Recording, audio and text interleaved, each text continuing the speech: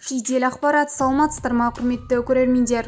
Ең соңғы жаңалықтарды алғашқылардың қатарынан білгіңіз келсе, лайк және подписаться таңбаларын басып, біздің арнамызға жазылуды ұмытпаңыз.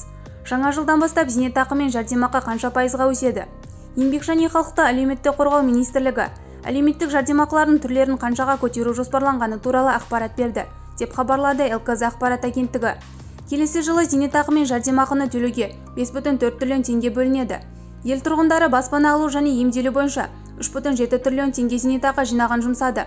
Министрлік берген ақпаратқа сәйкес 2024 жылы инфляция 7%-ға артады.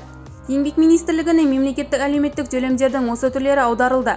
Атап айтқанда бұлар мүгедектігі және асыраушысынан айырылу жағдайы бойынша мемлекеттік әлеуметтік жәрдемақылар, мемлекеттік әлеуметтік сақтандыру қорынан еңбекке қабілеттілігінен айырылу және асыраушысынан айырылу жағдайы бойынша әлеуметтік төлемдер, номері 1 және 2 тізімдер бойынша мемлекеттік арнайы жәрдемақылар, жерлеуге қажетті бір жолғы төлем, бала тууына байланысты бір жолғы мемлекеттік жәрдемақы, 1,5 жасқа толғанға дейін бала күтімі бойынша ай сайынғы мемлекеттік жәрдемақы, 4 және одан көп бірге тұратын кәмелетке толмаған балалары бар көпбалалы отбасыларға ай сайынғы мемлекеттік жәрдемақы, алтын алқа, күміс алқа алқалармен наградталған немесе бұрын батыр ана атағын алған, 1 және 2 дәрежелі ана даңқы орденімен наградталған көпбалалы аналарға ай сайынғы мемлекеттік жәрдемақы, мүгедек баланы тәрбиелеп отырған анаға немесе әкеге, асырап алушыға, қорғаушыға тағайындалатын және төленетін ай сайынғы мемлекеттік жәрдемақы, және бірінші топтағы мүгедек адамды күтуді жүзеге асыратын адамға мемлекеттік жәрдемақы.